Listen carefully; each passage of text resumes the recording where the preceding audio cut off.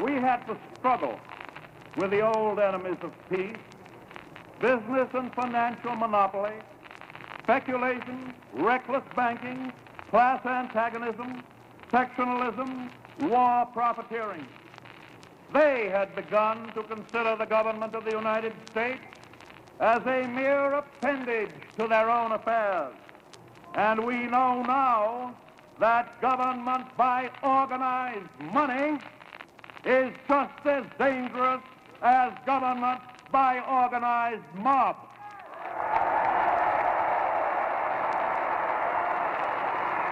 They are unanimous in their hate for me, and I welcome their hatred.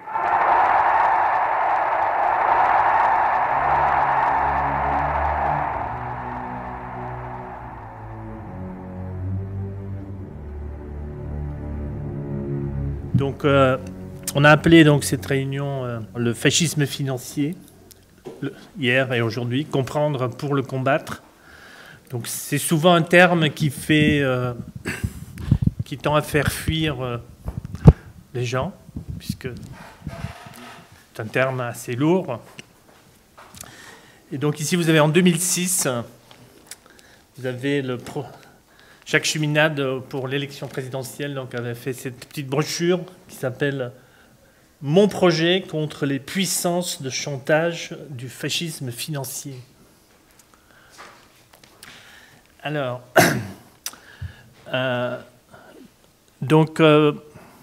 comme vous le savez, pour nous, la politique n'est pas réunir un ensemble de slogans agréables pour pouvoir séduire un public et grâce à ça accéder à un pouvoir.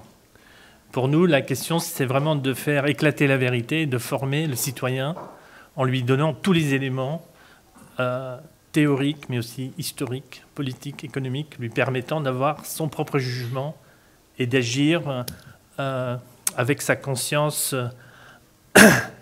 entièrement libre et intervenir dans le monde du point de vue comme la politique, comme la suite d'une histoire, avec une idée de l'avenir de l'humanité, intervenir aujourd'hui dans la situation actuelle, comme si nous vivions en direct l'histoire contemporaine.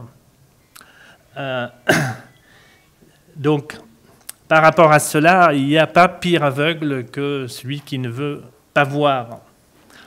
Alors, si on veut donc... On peut voir le premier... En fait, donc, on va ce soir donc, essayer d'aborder 4 choses. La première, c'est d'essayer de définir quel est le problème qu'on veut absolument résoudre, quelle est la réalité à laquelle on doit faire face. La deuxième sera un petit regard sur les précédents historiques, quelles sont les leçons à tirer de l'histoire, surtout l'histoire qui a relié la première entre les deux guerres, qui nous a amenés dans la Grande Dépression et la guerre par la suite. La troisième serait de regarder ce qui se passe aujourd'hui, ce qui est sur la table depuis un an avec les nouvelles lois de résolution bancaire qui sont en train d'être adoptées par nos différents gouvernements et institutions européennes. Et ensuite, on va parler, Rémi va surtout parler de ce qu'on peut faire par rapport à ça aujourd'hui. Quel est le combat que nous comptons mener pour changer la situation?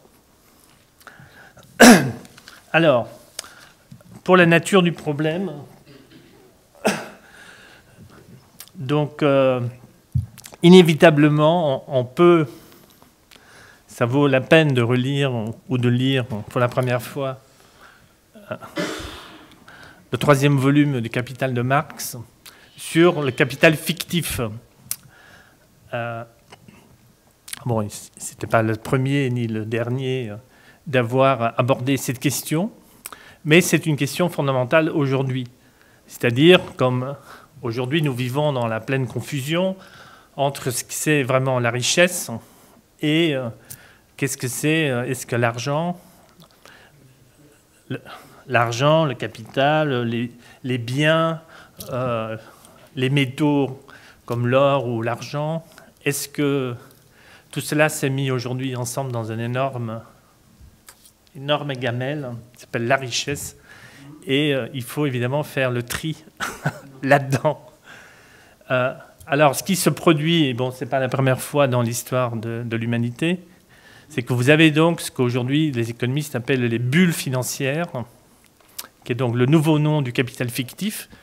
C'est-à-dire que, alors qu'en réalité, quand des États ou des banques centrales créent des valeurs monétaires ou de crédit, pour que ça corresponde à quelque chose de réel, il faut ce qui va donner de la valeur à un crédit ou à une monnaie, ce n'est pas sa valeur intrinsèque. C'est simplement un outil, c'est un instrument. Et selon que c'est un peu comme les garagistes, si un garagiste répare la voiture du chef de la mafia de Naples, cette voiture, elle ne va pas produire autant de richesse que si c'était la voiture d'Einstein qui, en fait, allait utiliser la voiture pour quelque chose de totalement différent. Donc, cette notion, c'est-à-dire que tout crédit et toute émission monétaire n'est qu'un pari sur l'avenir. C'est pour ça qu'on parle de l'économie politique, parce que chaque choix économique est par définition un choix de société. Et donc, le phénomène qu'on a vu se répéter dans l'histoire, c'est qu'à un moment donné, il y a une déconnexion entre l'émission de valeurs numéraires ou de valeurs monétaires qui deviennent totalement déconnectées de l'économie réelle et qui, même encore pire, pour pouvoir prospérer, entre dans une logique qui est une logique de destruction de l'économie réelle. C'est que normalement, la plupart des Français pensent que l'argent, ça permet à faire travailler des gens et créer des richesses. C'est une bonne intuition, mais malheureusement, c'est très loin de la réalité. Aujourd'hui, il y a une création énorme de valeurs monétaires qui n'a absolument rien à voir avec l'économie réelle. Alors, Lyndon LaRouche, donc l'économiste américain, qui est un peu le poil à gratter de la scène politique américaine, depuis 30 ans, a essayé de développer des outils, non pas statistiques, parce que la statistique, c'est une fausse science, mais de conceptualiser quelle est la dynamique de ce genre de situation. Donc, je ne sais plus dans quelle année, à un moment donné, c'est entré dans l'histoire comme la triple courbe de LaRouche, où d'un côté, donc, vous avez une courbe qui tend à descendre, qui est la production physique de l'économie réelle par habitant, qui en fait se trouve envoyée dans le fond par le développement d'un côté, donc l'émission monétaire, qui elle-même va générer donc une troisième courbe qu'on peut appeler des agrégats financiers. C'est-à-dire qu'à un certain moment, on peut faire de l'argent avec de l'argent sans passer par un cycle de production ou de consommation. Ce qu'on appelle aujourd'hui la spéculation pure. Et donc, depuis 30 ans, donc, nous avons l'explosion d'un certain nombre de soi-disant de nouveaux produits financiers, dont le plus connu sont les produits financiers dérivés. C'est-à-dire ce n'est plus même... Alors, c'est quelque chose qui a connu son origine sur les marchés agricoles à Chicago, c'est-à-dire sur l'anticipation sur les récoltes. Donc, on pouvait vendre sa récolte d'avance à un prix donné et on pouvait vendre une option d'achat pour une certaine valeur. Et cette option d'achat, on pourrait la revendre à d'autres. Et tous les banques au niveau mondial se sont revendus en fait ces produits financiers qui sont extrêmement risqués. Donc là, c'est une courbe très intéressante parce que vous voyez donc dans le gonflement des agrégats financiers, vous voyez la partie totalement noire, ce sont les produits dérivés. Ce sont ces produits financiers qui sont des simples paris sur un prix donné dans l'avenir. Ils sont des futures. Alors que les actions, disons, ce qui est quelque chose de plus proche de la réalité, qui peuvent être des actions, des obligations, est resté relativement stable pendant des années. Oui, encore ?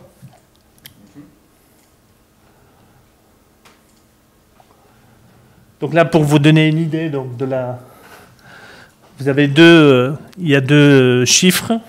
Le premier, là, ici en bas, donc vous voyez, ça c'est une évaluation du produit intérieur brut au niveau mondial, qu'on chiffre aujourd'hui à 63 000 milliards, ce qu'on appelle des trillions, 63 trillions de dollars. Alors que si vous prenez donc ces produits dérivés, vous avez à peu près 10 fois plus. Vous êtes à 600. Donc c'est sans parler, ça c'est les échanges de devises au niveau mondial, qui est encore plus élevé, qui est 15 fois plus grand. Donc en réalité, évidemment, c'est des engagements financiers qui, un jour ou l'autre, on ne pourra pas honorer. C'est-à-dire que c'est une dette, c'est une forme de dette, et qu'à un moment donné, si on fait un mauvais pari, il se peut qu'il va falloir payer cette dette. Et puisque c'est 10 fois plus que toute la richesse du monde, c'est une dette qu'on ne peut absolument pas payer. Ça, c'est pour la France, donc juste pour vous donner une idée.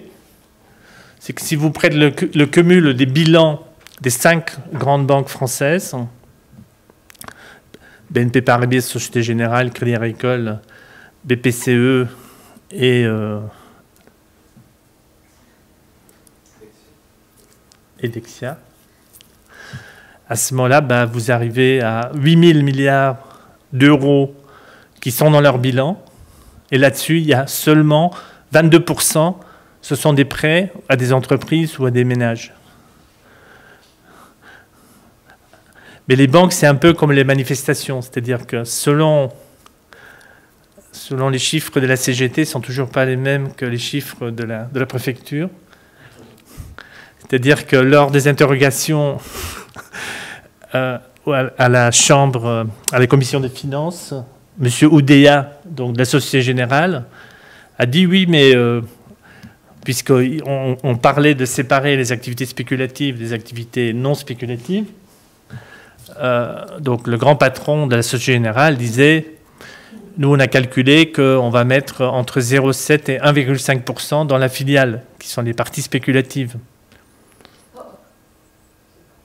Alors que tout le monde connaît les autres chiffres, qu'en fait, il y a 78% du bilan qui sont des produits spéculatifs. Donc, les chiffres des uns disant on est en plein mensonge. Oui, prochain. Alors, la question commence, c'est que, comme je vous ai dit, donc, vous êtes dans une bulle de capital fictif, comme si c'était un jeu de Monopoly, avec des gens qui sont enfermés dans une salle où ils jouent au Monopoly. Et tout d'un coup, il y a un moment où on dit, voilà, maintenant, le jeu est fini. Maintenant, je veux, sur ma fausse monnaie de Monopoly, il y a marqué 1 000 euros. Et moi, je veux 1 000 euros de réel. Je veux vraiment de la vraie marchandise. Je veux du charbon, de l'acier, des tomates, des beefsteaks, des céréales. Je veux quelque chose de vrai. Et je vais extorquer à la réalité quelque chose, une valeur qu'on a créée en fait d'une façon totalement artificielle. Et je la veux tout de suite. Puisque je ne l'ai pas tout de suite, tout mon système va s'effondrer.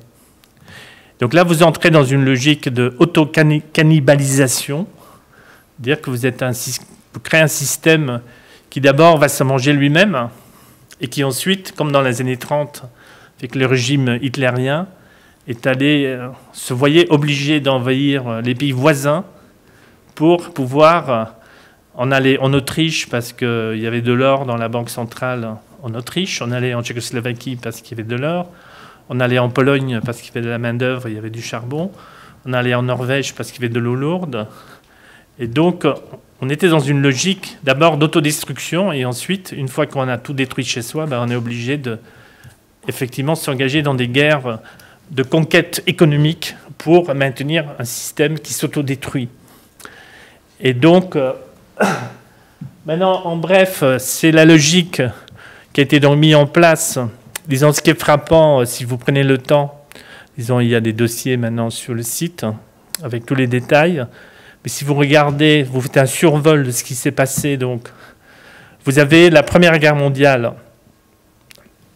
où déjà, avant que la guerre commençait, les pays étaient quasiment tous en faillite. Donc, ils n'avaient même pas d'argent pour acheter des munitions pour faire la guerre. Donc on est allé s'endetter aux États-Unis, notamment auprès de la grande banque de John Pierpont Morgan, JP Morgan, qui a prêté des sommes absolument énormes à la Belgique, à la France, à l'Empire britannique, à l'Italie, au Japon, pour acheter évidemment aux États-Unis, chez les clients de Morgan, le matériel de guerre. Une fois la guerre terminée, il va falloir payer. Puisque l'Allemagne a payé la guerre, Poincaré disait « l'Allemagne paiera ». Puisque, une fois que l'Allemagne paye, à la France et à la Belgique, la France et la Belgique, à leur tour, pouvaient rembourser les banques américaines, dans ce cas-ci. Le seul problème, c'est que les montants donc, fixés d'abord en 1919 donc, au traité de Versailles, ensuite à la conférence de Londres en 1921, c'était de l'ordre de 300% du revenu annuel de l'Allemagne. Donc c'était totalement impossible. Donc c'était tellement impossible que dès 1923, en janvier, la France envoie l'armée occuper la Ruhr pour directement avec l'armée aller ramasser du charbon, le ramener en France. Et ensuite, bien sûr, l'hyperinflation en octobre 1923, puisque pour avoir de l'argent, on imprime de l'argent à tout va, parce que comme ça, on peut faire marcher la machine et rembourser un tout petit peu. Ensuite, donc, la Banque Morgan va envoyer d'abord Charles Dawes avec le plan Dawes, ensuite Owen Young avec le plan Young. C'est des plans de renflouement bancaire, où on dit, voilà, le problème, c'est que l'Allemagne c'est devenu le too big to fail. C'est-à-dire, c'était déjà... Si l'Allemagne était en faillite, c'était tout le système financier mondial et les banques américaines qui tombaient en faillite. Donc, du coup, les banques américaines disaient, bon, on va donner un peu d'argent à l'Allemagne, comme ça l'Allemagne peut payer à la France et la France peut payer... Oui, c'est le manège. Donc, qu'est-ce qu'on voit dans tous ces processus? C'est d'abord, on crée des dettes fictives, totalement hors de toute réalité économique. 2, on impose une austérité pour les faire payer. Si ça ne marche pas, on fait marcher la planche à billets. Et éventuellement, on fait des plans de renflouement. Et tout cela ne marche qu'un temps. Et à un moment donné, on dit, bon, maintenant, on ne peut plus faire ça. Donc, il faut passer donc, à cette phase... hard, qui est la phase du pillage. C'est-à-dire, on va faire travailler la main-d'œuvre, y compris jusqu'à la mort, et même extraire l'or dentaire des gens qu'on va gazer dans les camps de concentration. C'est une logique, disons, c'est une logique qui a été mise en place, et dans cette horreur des camps de la mort n'a été que la phase ultime de ce pillage qui est une politique économique. Alors on n'en est pas encore là aujourd'hui, mais si vous regardez maintenant ce qui s'est passé entre 2008 et 2013,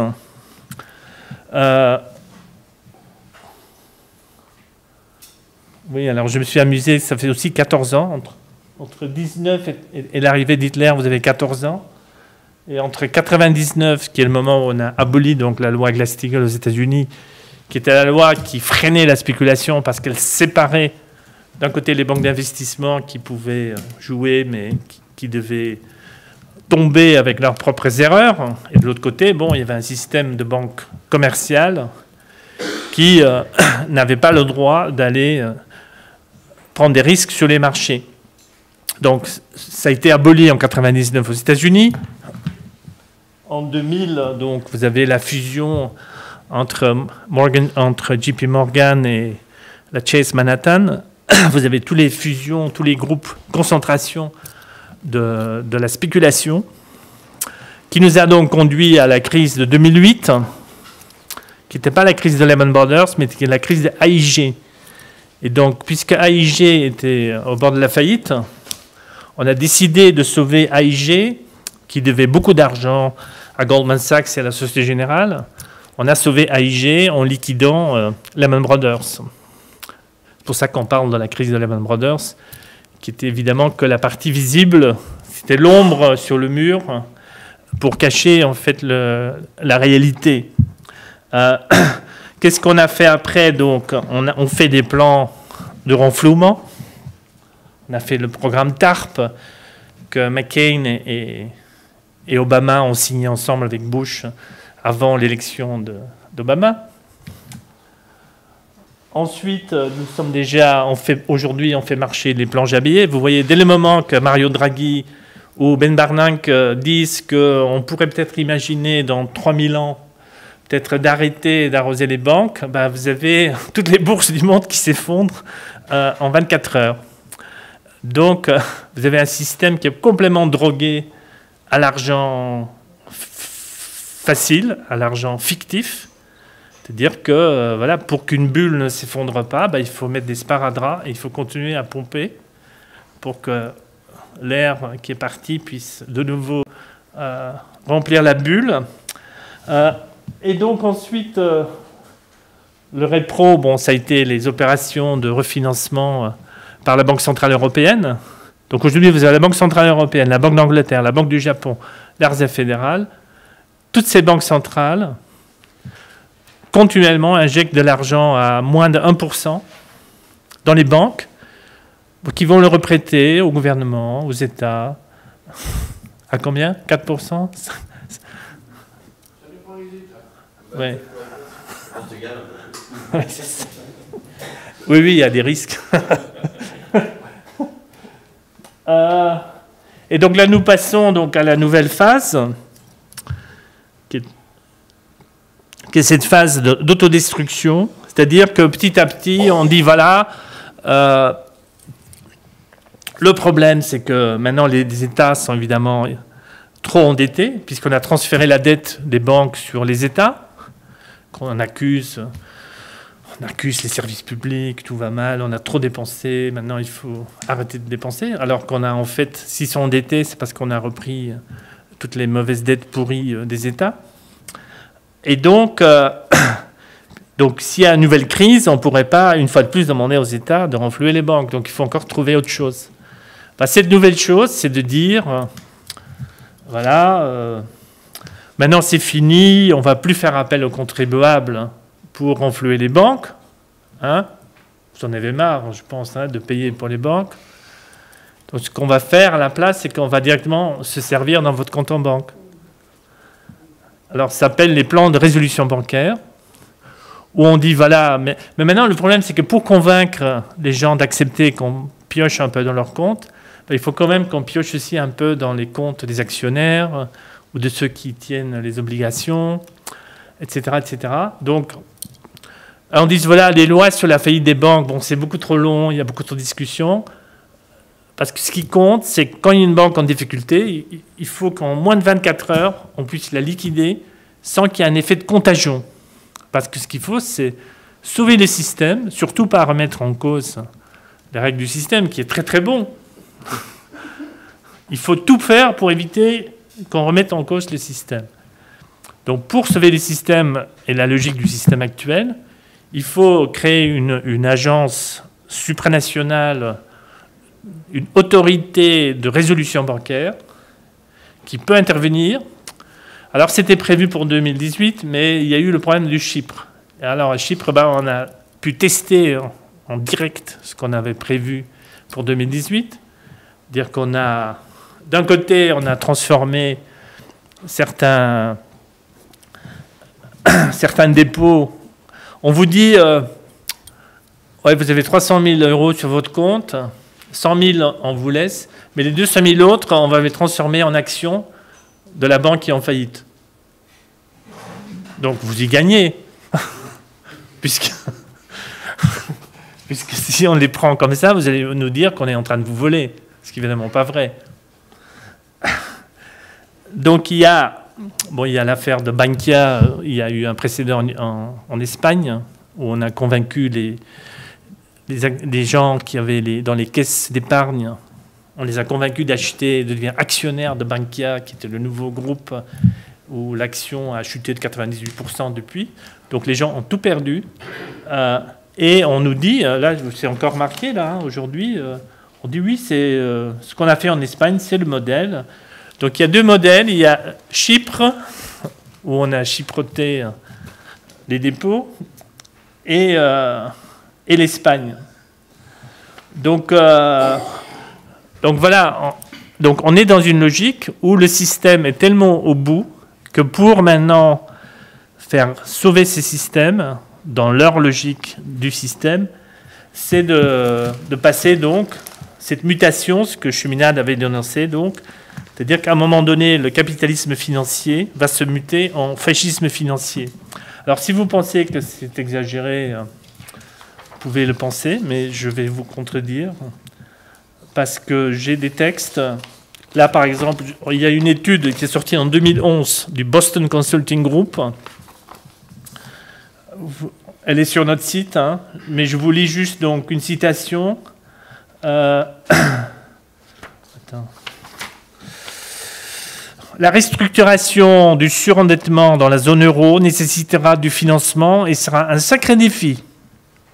Afin de financer, parce qu'en fait, il y a deux choses à financer. Il n'y a pas seulement les banques à sauver, il y a aussi les États à sauver. Donc, il y aura deux ponctions à faire. Une pour sauver les banques, une pour sauver les États. Ça, c'est pour sauver les États. Donc, afin de financer une restructuration contrôlée, des politiques pourraient conclure à la nécessité de taxer la richesse existante du secteur privé. Beaucoup de politiques estiment que taxer les avoirs financiers est la façon la plus équitable de résoudre le problème. Alors, ils poursuivent. Pour la plupart des pays, un haircut, c'est-à-dire une ponction d'office, de 11 à 30% suffirait pour couvrir les coûts d'une restructuration ordonnée de la dette. Grèce, Espagne et Portugal sont les seuls pour qui le fardeau pesant sur le secteur privé sera nettement supérieur. Dans le contexte général de l'avenir de la zone euro, les politiques devraient proposer un partage plus large du fardeau de la dette, de sorte que les contribuables de pays tels que l'Allemagne, la France et les Pays-Bas contribuent bien plus que la part requise pour réduire leur propre charge de dette. Ce serait impopulaire, mais les banques et les compagnies d'assurance de ces pays en bénéficieraient. Voilà, c'est dit. Hein. Donc ça, c'est le Boston Consulting Group en 2011. Et alors, là, c'était le toupet.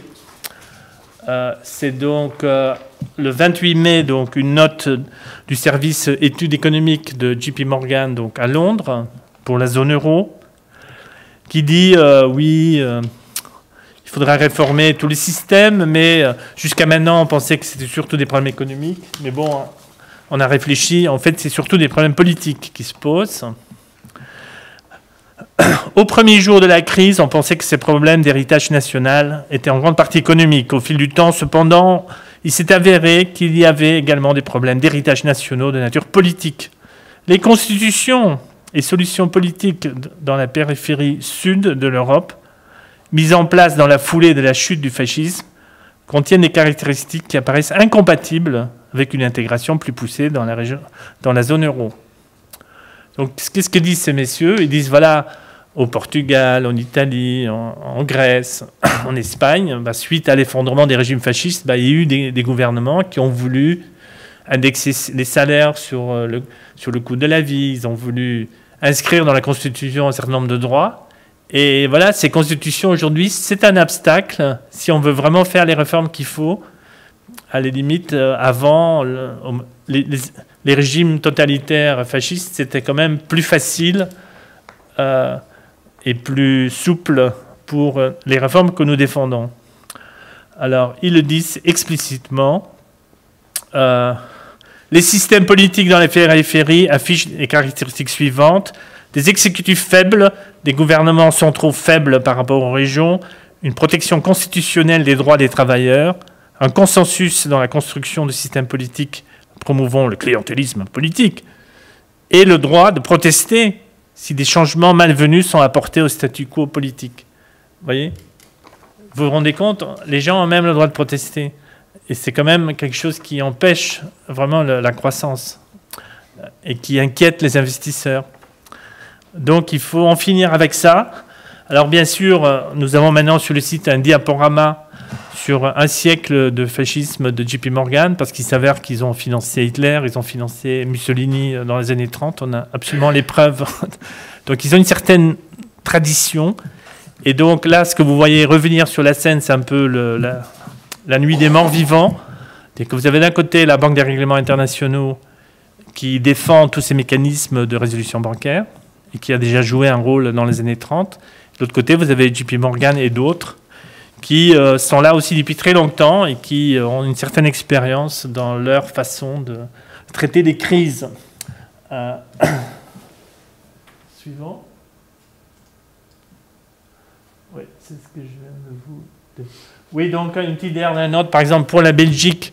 Donc la Banque des règlements internationaux, il y a 10 jours, a publié son rapport annuel, où par exemple elle dit, oui, en Belgique, la Belgique devrait faire 34 milliards d'euros d'économie d'ici 2025, je crois.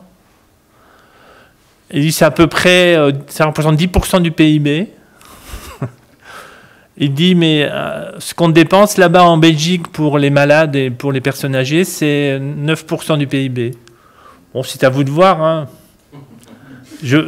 On vous oblige à rien. Hein. Mais donc, vous avez cette pression permanente sur le secteur de la... Effectivement, on entre dans une logique où il y a des gens rentables, il y a des gens qui sont de moins en moins rentables, et pour laquelle on dit ça ne vaut plus la peine de continuer à dépenser pour des gens jugés pas rentables.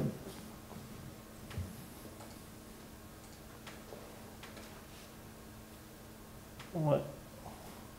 Ah oui, alors pour conclure, je pense que l'image qui correspond en plus le pire, disons le mieux, ce qui correspond le mieux à ce qui se passe aujourd'hui, c'est vraiment l'idée du Titanic. Vous savez que le Titanic est un bateau incoulable. Pourquoi ?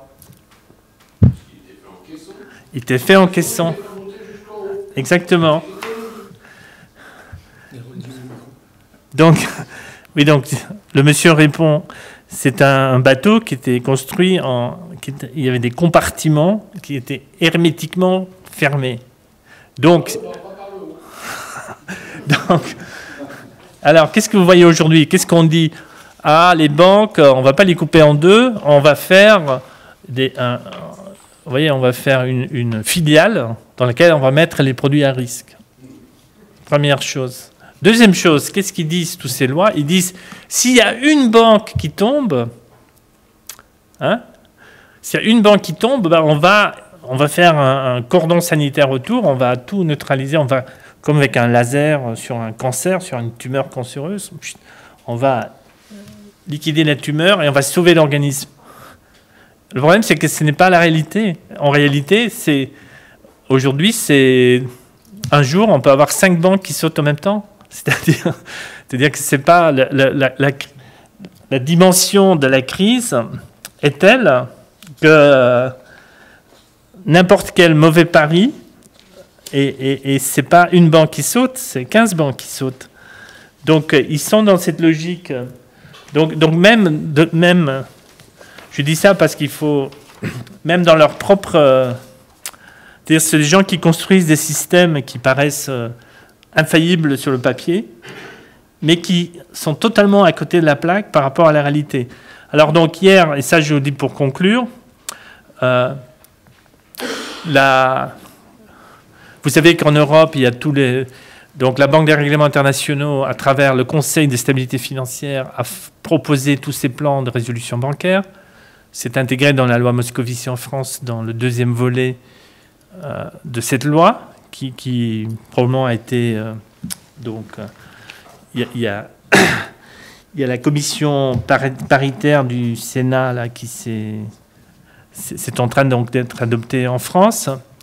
Alors il y a toute une discussion évidemment de mettre en place une autorité de résolution européenne pour que... Parce qu'on dit, Barnier l'a encore dit, il dit oui, les agences de résolution c'est national alors que l'économie c'est mondial. Donc il faut quelque chose de beaucoup plus centralisé. Alors, mais le problème, c'est que la Banque Centrale Européenne, en fait, elle ne peut pas rendre des comptes, puisque ce n'est pas une vraie banque, puisque l'Europe, ça n'existe pas, ce n'est pas une entité juridique, ce n'est pas un pays. Normalement, une monnaie, ça existe parce qu'il y a un pays. Là, on a une monnaie où il y a 27 pays. Donc, ça ne marche pas. Donc, on ne peut pas avoir ça. Donc, pourtant, c'est la Banque Centrale Européenne qui va créer, qui va gérer la supervision. En Europe, il y a 6000 banques qui vont être sous la supervision de la Banque Centrale Européenne. Donc, elle peut regarder, mais elle ne peut pas intervenir. Alors, le scénario qui est proposé maintenant par Michel Barnier et la Commission européenne, c'est qu'il y a 4 niveaux d'opération. Donc, dès 2014, la Banque Centrale Européenne sera le superviseur en fonction des 6000 banques européennes. Donc, s'il y a un problème avec une banque, la BCE, elle sonne la cloche d'alarme.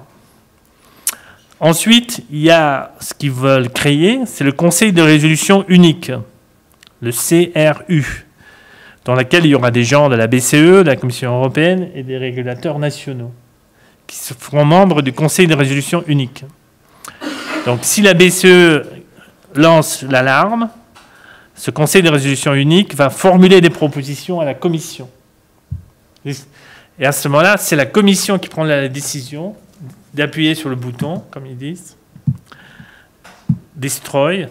Voilà, telle banque, on va la liquider, mais c'est la Commission qui décidera. Et à ce moment-là, c'est le Conseil de résolution unique avec un fonds de résolution unique auquel tous les banques sont supposées contribuer dans les 10 ans à venir, qui, eux, donc, vont intervenir avec les régulateurs nationaux. Parce qu'on dit qu'il faut faire ça tout de suite, parce que il faut que les marchés puissent savoir que tout est bien géré, tout est sous contrôle, etc.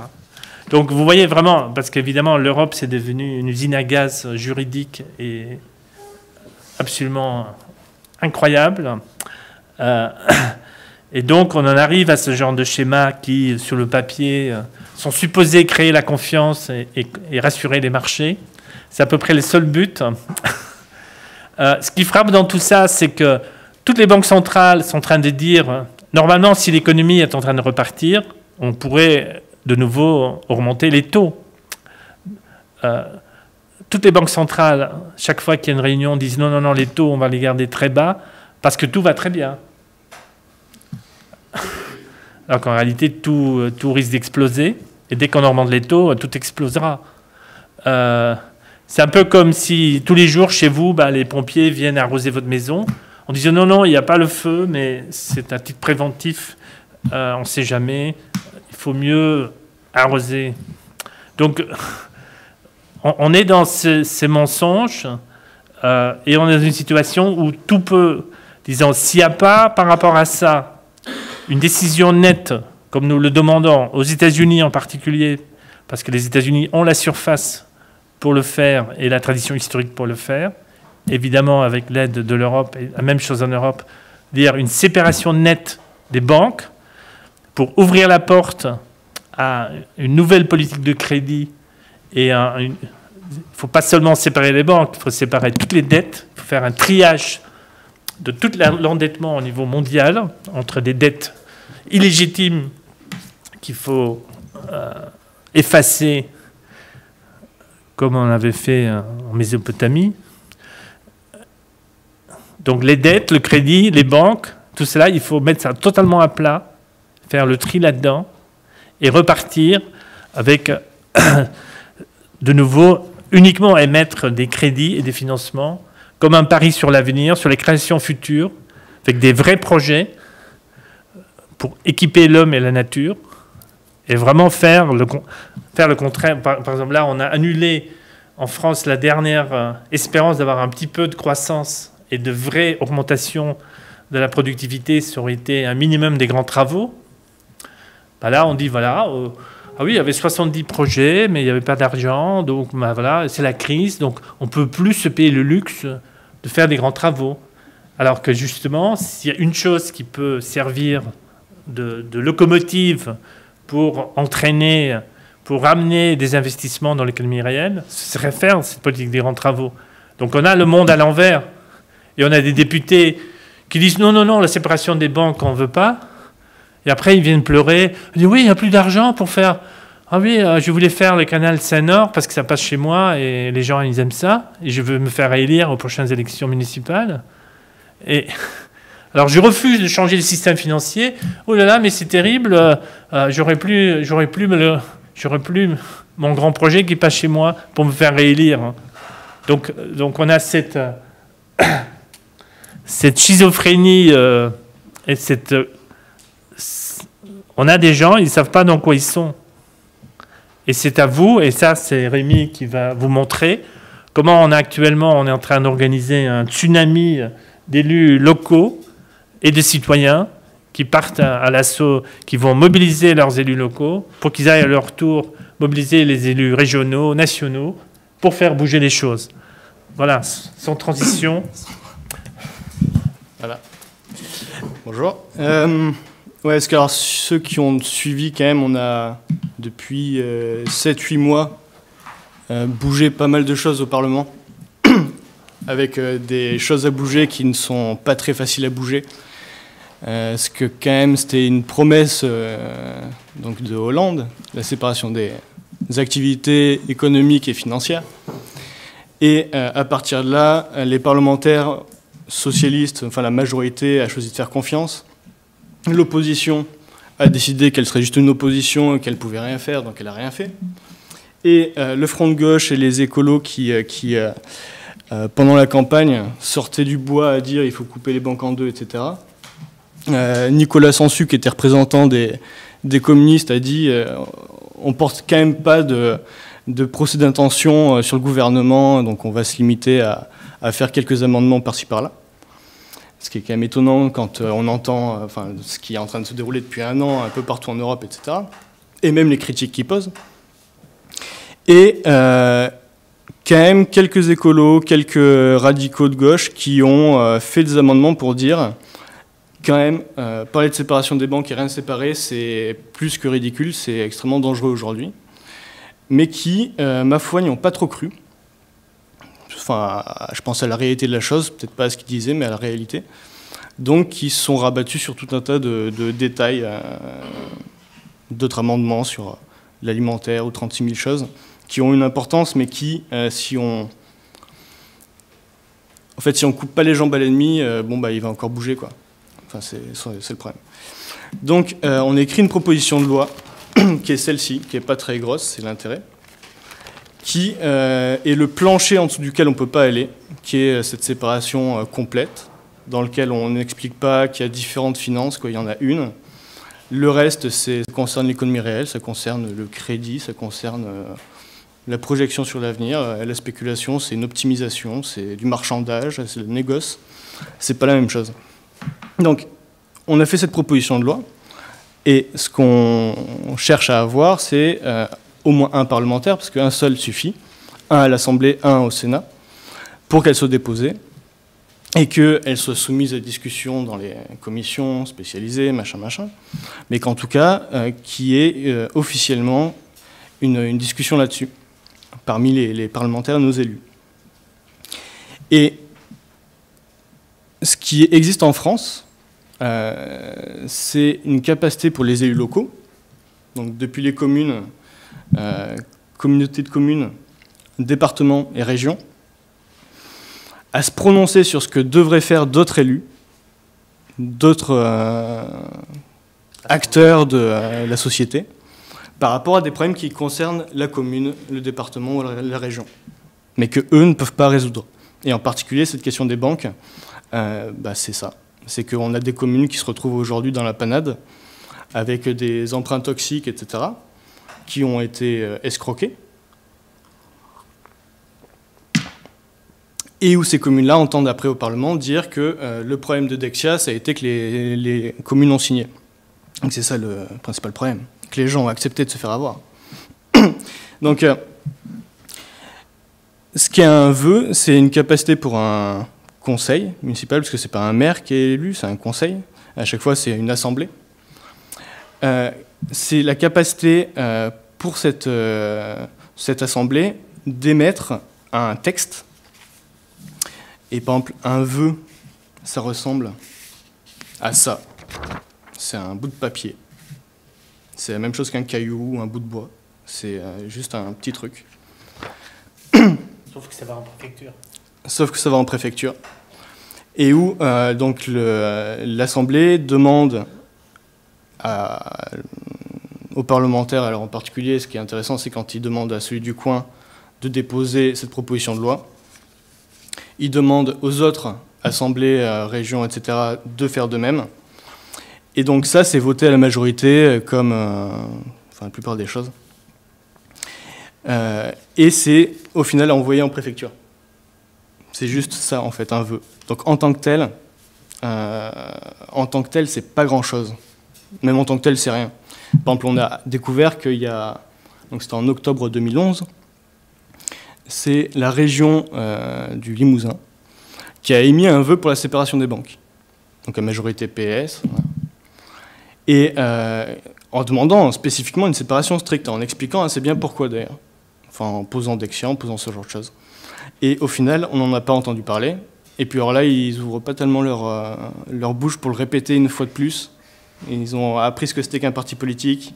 Donc, enfin, c'est quand il n'y a rien de plus qu'un bout de papier, la préfecture, eh ben, ça ne sert à rien. Donc, nous, ce qu'on propose de faire à travers ça, en fait, c'est d'utiliser ce droit de parler de ce qui est important. Parce que la démocratie, c'est pas juste avoir le droit de parler, c'est de dire il y a des trucs qui sont plus importants que d'autres, et de dire il y a des trucs qui sont vitaux. C'est ça la démocratie, hein, c'est pas juste des discussions. Donc, il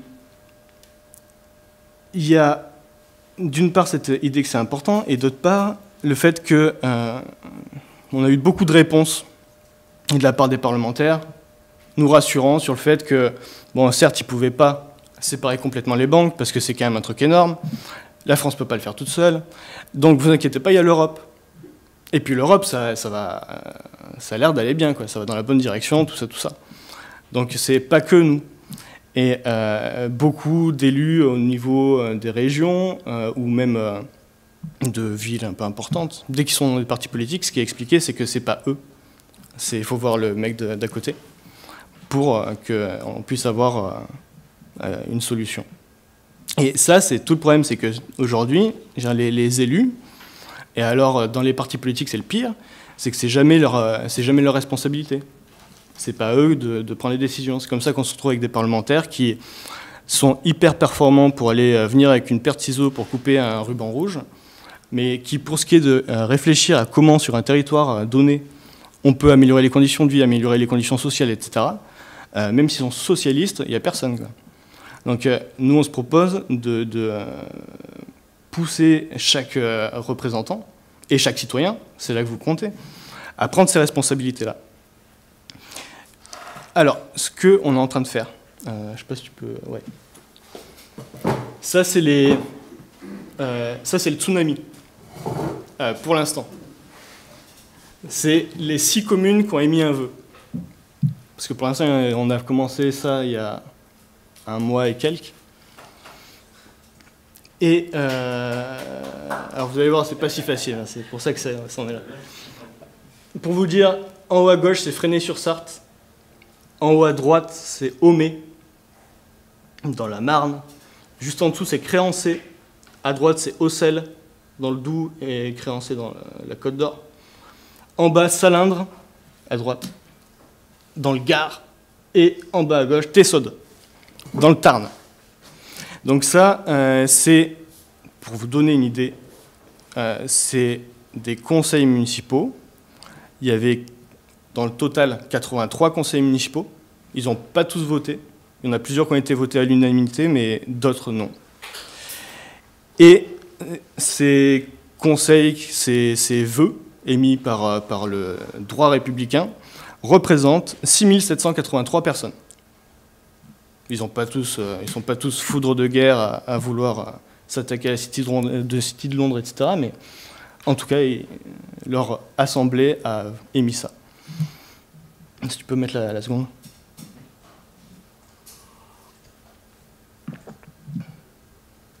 créancé. Alors ça, c'est... Donc créancé, c'est une petite bourgade, 520 habitants. Le maire, on le connaît depuis un certain temps. En fait, il avait déjà, je crois, parrainé en 2007. Et alors, en bas, à gauche, vous voyez un petit carré, un petit rectangle. C'est un château, si tu peux mettre la 3e.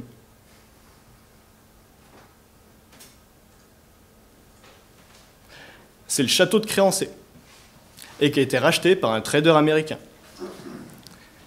Ça leur a beaucoup enseigné sur ce que c'était que la vie d'aujourd'hui. Il faut quand même voir que ce village-là, c'est un petit coin bien sympa. Il n'y a pas grand-chose autour, c'est vraiment tranquille. Et il y a 2 choses. Il y a le château de Créancé, et il y a le maire qui, c'était en 2008, on avait fait une petite virée avec quelques militants entre Lyon et Paris, où on avait milité dans tout un tas de villes, dont Dijon, et où on s'est arrêté justement, ils nous avaient hébergés gratos dans la salle des fêtes. Et il nous a montré un autre truc dans le village, c'est une grotte dans laquelle il y a une trace préhistorique, une peinture préhistorique. Et pour lui, eh ben, cette peinture-là, elle est plus importante que ce que va lui faire le trader américain dans le château. Il estime que c'est bien plus important. Donc, à Créancé, c'était le premier vœu, ça a été voté à l'unanimité. Ses conseillers avaient déjà rencontré, je crois que c'était pour 2007, Cheminade avait rencontré tout le conseil et tout, ils avaient discuté. Enfin, les mecs comprennent ce que c'est que la différence entre la finance et l'économie. Si tu peux mettre la suivante. Alors ça, c'est le Gard. Là, c'est Alès. Là, c'est Salins. Et là, il y a une grosse tache énorme. Si tu peux mettre la suivante. Oui, il y a Alès. Alès, et il y a une grosse tache blanche en haut à droite d'Alès. Là, où il y a la souris. Et si tu peux mettre la suivante.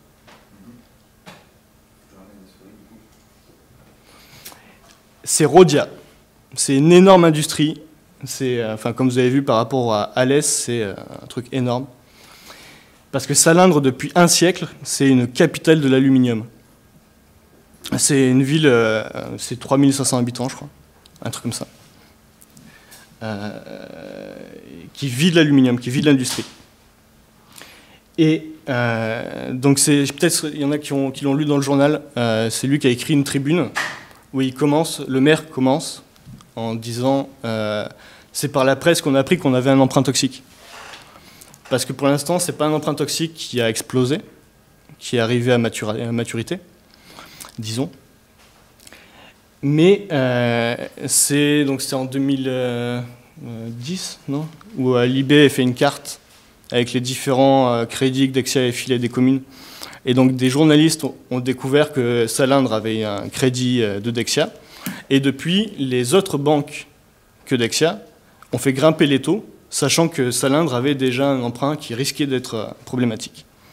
Donc ils connaissent ça. Donc ça, c'est aussi un vœu qui a été voté par tout un tas de gens. Si tu peux mettre la suivante.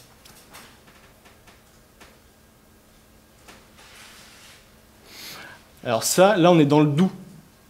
Alors ça, c'est Rosureux. Une petite vallée. À gauche, une énorme montagne aussi, à droite aussi. Une petite vallée et 83 habitants. Alors là, c'est beaucoup moins drôle. En fait, bizarrement, ça ressemble beaucoup plus au Parlement. C'est-à-dire que la maire, on l'a rencontrée pour 2012.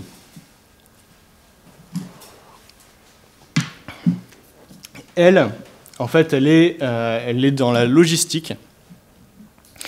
Et toute jeune, elle s'est installée il y a 3 ans dans ce village. Elle s'est dit, super, je vais faire plein de trucs. Et je vais être maire. Enfin, en tout cas dans le conseil. Et elle s'est retrouvée maire. Être mise maire. Et depuis, elle a découvert qu'en fait, tous les types, ils sont assis sur même pas un pactole. C'est ça qui est affreux. C'est que ce n'est pas des gens qui ont de l'argent. Ils sont là depuis des siècles. Mais ils ont rien. Il y a quasiment plus que des retraités.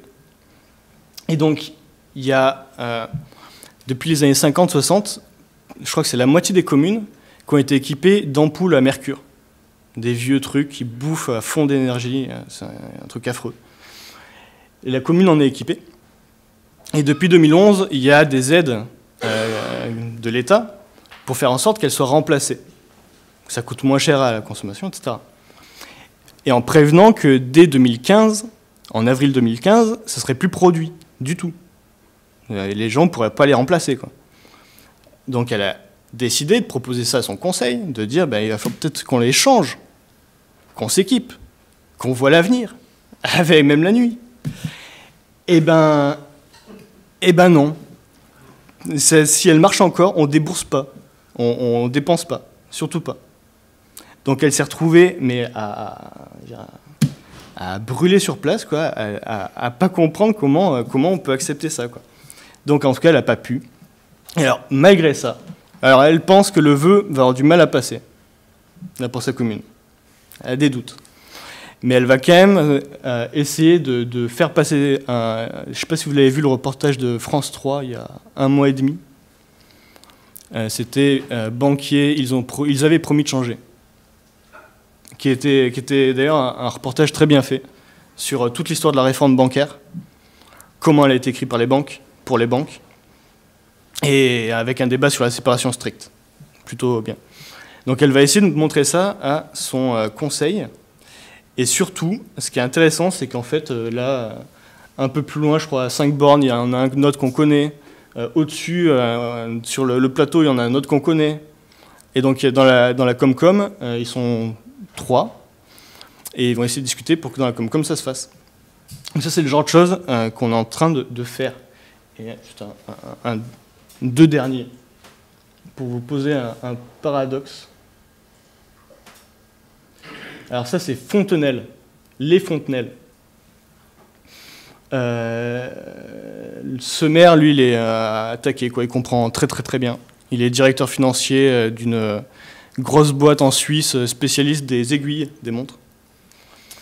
Donc là, lui, il est à fond pour.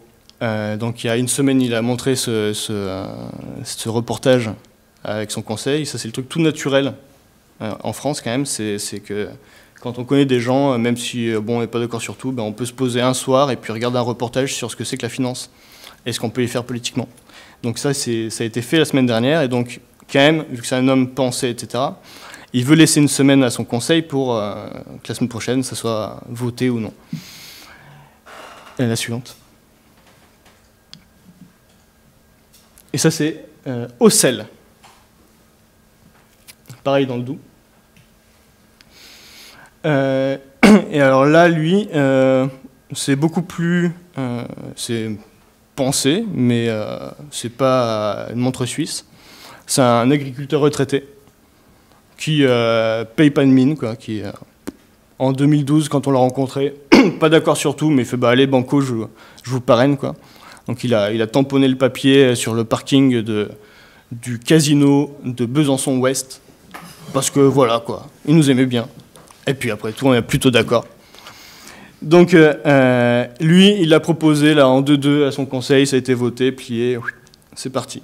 Donc tous là, ils envoient ça à leurs députés, ils envoient ça autour d'eux, là, c'est le maire de Tessode, dans le Tarn, là, qui a aussi émis le vœu, qui lui avait fait tous des papiers, des notes et tout, sur comment expliquer ça à son conseil et tout ça. Un truc vraiment bien, quoi, le mec motivé. Et donc, il a fait circuler autour de lui, et il y a 2 autres communes qui vont, 2 autres maires qui vont le proposer à leur conseil. Donc, il y a des taches d'huile qui se font. Alors, maintenant... Non. Donc, quand il n'y a pas de maires qui sont eux-mêmes en train de le pousser, la question, c'est ce que peuvent faire des militants, des citoyens. Alors, il y a un truc tout simple, déjà, c'est les courriers. C'est si vous avez un maire génial, vous lui envoyez un courrier, il va être d'accord, il va le faire. C'est le premier truc. La deuxième, c'est quand il s'agit surtout de villes, comme partout en Ile-de-France, c'est de prendre son téléphone, c'est d'appeler les conseillers, d'appeler le maire, tous les appeler, et de leur en parler, et de leur dire en fait ce que c'est que l'idée. Donc ça, sur l'Île-de-France, il y a 27 communes où il y a des choses comme ça qui se passent. En France, il doit y en avoir une 60aine. Mais où c'est pas des maires qu'on connaît qui sont en train de le faire, c'est vraiment des gens. Et puis nous avons des militants ou des qui sont, oui, où sont en train de téléphoner, de discuter, de vraiment un processus sérieux. On téléphone à qui? À tous ceux que vous Au pouvez. cabinet du maire ou aux conseillers municipaux. Ouais. Vous pouvez appeler toute la liste de tous les conseillers municipaux, leur dire voilà ce qu'on... Parce qu'un seul conseil municipal peut suffire à ce que le vœu soit proposé. Dans un conseil municipal, vous avez le droit d'être là, de regarder, de prendre des notes, de filmer, mais vous pouvez rien dire, rien faire. Vous ne pouvez pas obliger à quoi que ce soit. Vous pouvez juste leur proposer de le faire. Et après, si un conseiller est convaincu de devoir le faire, lui peut le proposer tout seul, ou discuter de tout ça beaucoup plus avec la majorité, ou je sais pas. Réécrire le texte s'ils veulent, parce que donc quand même, on a fait un modèle de vœux qu'on fait en sorte de faire circuler. Réécrire le texte, etc. Et puis le mettre au vote plus tard quand ils seront prêts, quoi. Donc ça, c'est la deuxième méthode. La troisième méthode, c'est que si vous n'avez pas le droit de discuter au conseil, de parler pendant le conseil, de lever la main, de dire voilà, moi j'ai un truc hyper important à faire, c'est combattre la City de Londres ici. Ça, vous ne pouvez pas. Mais ce que vous pouvez faire, c'est demander au maire de parler devant le conseil. Et le maire, s'il est d'accord avec l'idée... Ah oui, c'est là que tu... Ouais. Voilà, ça se passe comme ça. Donc ça, c'est Bruno Abrial, en Bretagne, à Rennes. Devant le conseil municipal de Rennes. Ouais. Parce que quand même, là, à Rennes, maintenant, on commence à être connus depuis des années. On est là-bas en train de militer, on a fait les régionales, là, ils sont en train de faire les municipales, il y a eu des législatives. Donc depuis, voilà, enfin, là, ils ont juste demandé, voilà, nous, on a un truc à dire, on n'est pas élu au conseil, mais bon, enfin, on est Solidarité et Progrès, on a un truc important. Et, il y est allé, il a pu lire un texte, parce que le maire a le droit de suspendre la séance du conseil municipal, de permettre à quelqu'un de parler, et puis ensuite de le refermer. Ça, c'est possible. Donc là, il l'a fait là, à Rennes. Et donc là, c'est un truc qui n'est pas fréquent. Vous n'avez pas besoin d'ailleurs d'être citoyen de la ville. Vous pouvez être d'ailleurs. S'il y a une ville qui vous tient à cœur, vous pouvez. Et donc là, il a pu d'ailleurs intervenir une nouvelle fois auprès de Chavagnes, une petite ville à côté de Rennes aussi, juste en banlieue, 3500 habitants. Il faut faire la demande au maire. Il faut faire la demande au maire, il faut que le maire soit d'accord. Et forcément, c'est pas des histoires faciles pour dès que c'est une ville un peu plus grosse, donc c'est pas hyper évident parce que ouais, mais nous ça nous concerne pas, nanana, et puis vous êtes un militant politique, nanana. Donc il y a eu pas mal de refus. Ça arrive. Et dans ces cas, il y a par exemple, donc c'est à Palaiseau, il y a une dame qui s'appelle Maria Lebovici, qui connaissait des gens de l'opposition, enfin connaît toujours d'ailleurs, de l'opposition, et leur en a parlé. Et en fait, elle a été hallucinée de voir que les types n'étaient pas du tout des révolutionnaires, pas du tout des gens prêts à se battre pour que ça aille mieux. Aujourd'hui, la question bancaire, c'est généralement assez a priori compris, quoi. Il y a quand même des éléments qui sont connus, très connus. La plupart des gens savent à peu près de quoi il en retourne. Donc elle attendait au moins à ce qu'il y ait une discussion. Il y a eu un refus en bloc de leur part de discuter de ce que la commune devrait faire par rapport à ça. Donc elle a dit, maintenant il y aura une pétition à Palaiseau, une pétition qui appellera le conseil à faire un vœu. Donc là maintenant il y a une pétition à Palaiseau, il y a des feuilles qui sont déposées dans les commerces, il y a des feuilles qui sont passées aux citoyens pendant le marché le dimanche. Donc il y a tout ça qui est en train de se lancer. Et la dernière chose, c'est de faire tout le reste. C'est-à-dire que là, il y a les municipales qui se profilent. Ce qu'ils font, en fait, c'est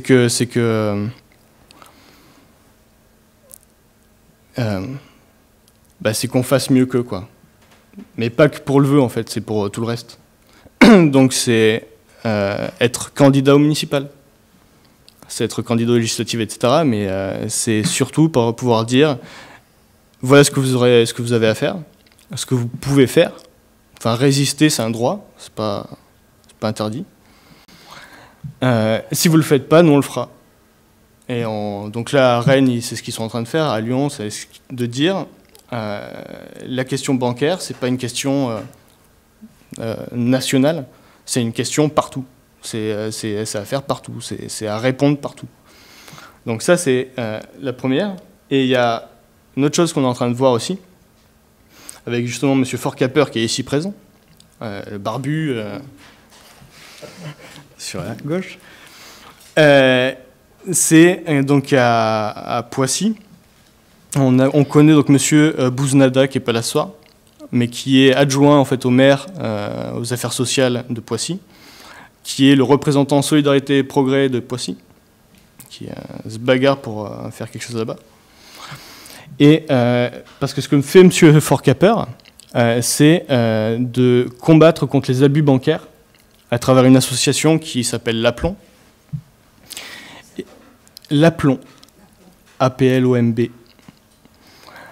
qui est en fait un soutien dans un combat juridique contre sa banque quand elle impose des frais bancaires, quand elle impose des taux d'intérêt des frais bancaires qui sont en fait quasiment tout le temps illégaux.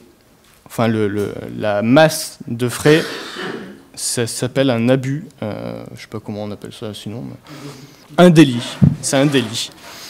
Donc c'est ça qu'on essaye de faire, c'est de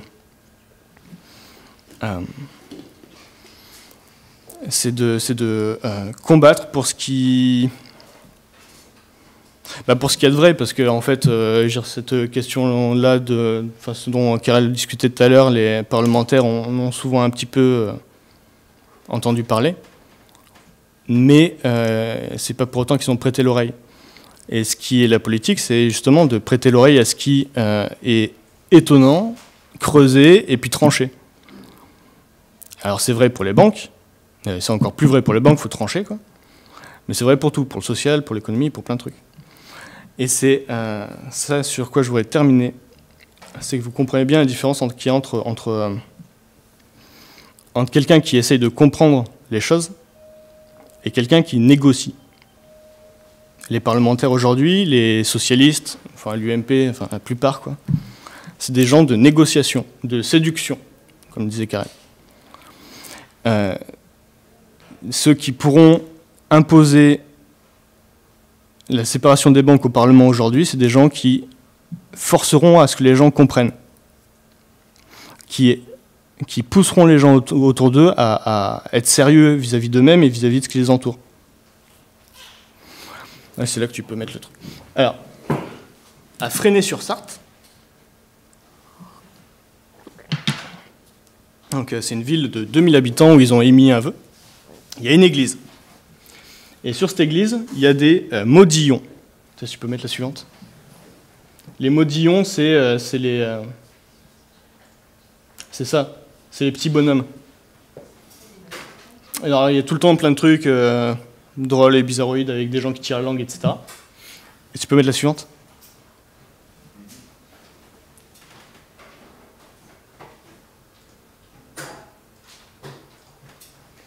Et parmi ces modillons, il y a ce personnage à gauche qui a en fait sa tête entre ses fesses et les jambes, ses jambes qui tient comme ça. Alors ça, c'est un acrobate qui en fait au Moyen-Âge était le symbole du dépassement de soi, qui était un bon symbole, qui est l'oubli de son corps et de soi-même et puis de l'élévation vers quelque chose de plus grand. Et à force d'esprit, pendant un temps, on s'est dit, tiens, on va enlever le Glass-Steagall, on va enlever la séparation des banques, on va faire plein de finances partout. Et puis en fait, on a les parlementaires qui ont oublié ce que c'est que l'acrobatie, qui sont très attachés à leur corps. Et ils se retrouvent dans cette situation-là. C'est qu'aujourd'hui, ils sont en train de faire ils sont dans des positions pas possibles, entre progrès social et puis austérité brutale, entre la finance et l'économie réelle, donc où on essaie de faire avec les deux. Et si vous êtes comme ça et que vous cherchez à négocier, vous êtes très mal barré. Donc voilà, faut pas faire ça. Voilà. Donc l'idée, c'est quand même que vous fassiez tout ça, quoi.